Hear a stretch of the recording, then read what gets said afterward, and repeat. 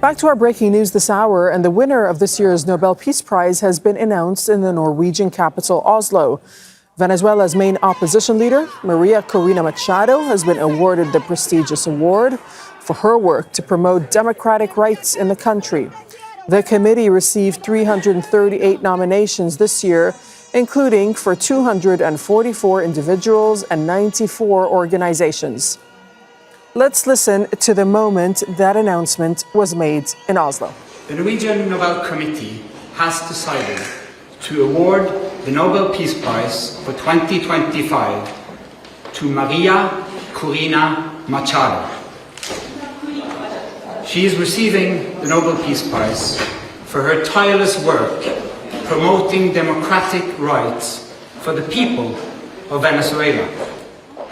Okay, Jonah, you're joining us from Oslo. Tell us more about the announcement and what the committee said about why they were awarding her the prestigious award. Well, perhaps for some, the real breaking news is that the award wasn't given to US President Donald Trump, who, of course, we know has spent years campaigning very publicly for this award. He believes he deserves it, and a lot of pressure has come to bear on this committee along those lines. They have resisted that pressure. Jorgen Wattner-Friedrich, the chairman of the committee, was asked. He said, no, we stand solely for peace, and in doing so have given the award to a brave and committed champion of peace. The citation here says, Corina Machado, for her tireless work promoting democratic rights for the people of Venezuela, both as the leader of that country's opposition and as the founder of SUMATE. That's an organization, it says, devoted to democratic development. She has stood for democracy in that country for more than 20 years, and she's quoted as saying it was a choice of ballots over bullets. And the citation goes on to get to sort of the real nub of this award, how it was awarded to her and why, and how it fits within the will of Alfred Nobel, the Swedish industrialist who bequeathed this award. Democracy, it says, is a precondition for lasting peace, but we live in a world where democracy is in retreat. Ms. Machado meets all three criteria as stated in Alfred Nobel's will. She has brought her country's opposition together. She has not wavered in resisting the militarization of Venezuelan society, and she's been steadfast in her support for a peaceful transition to democracy. And so she will win a gold medal, of course, an 11 million Swedish krona cash prize. That's about 1.2 million US dollars, and will appear here in Oslo in December at an awards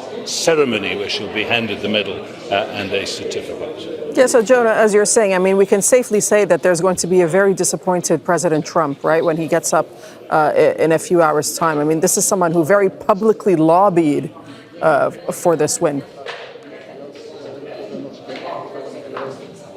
Well, to be fair, he may be disappointed. An awful lot of people, experts in the field, prize watchers, academics and others who've been asked about his chances of winning have rated them at very close to or just above zero. And the reason for that is that perhaps his biggest accomplishment to date, the ceasefire that's been reached in the last few days, came after this award was decided at the committee's last meeting on Monday. Not only that, but nominations, in fact, for the award closed at the end of January, and he only returned to the presidency in January. Donald Trump, of course, has waged this highly public campaign, talking about 7 wars that he's solved, many of them unendable, people would say. He said, now adding he would hope an 8th to that. He said at the UN General Assembly just last month, people say I should get the award for every one of those achievements. But this is a weighted award, very much so, and the weighting, so experts will tell you, is not in Donald Trump's favour in terms of his other acts in power, not just National Guards on the streets of US cities, a perceived crackdown on the media and on the rule of law in the United States, but also his country's withdrawal from key international institutions like the World Health Organization, the Paris Climate Agreement and so on. What they do say, and watch out for this, is that if peace does indeed reign across the Middle East as a result of Donald Trump's efforts, we'll then look to 2026. That could be his year. Okay, Jonah, thank you for that reporting from Oslo.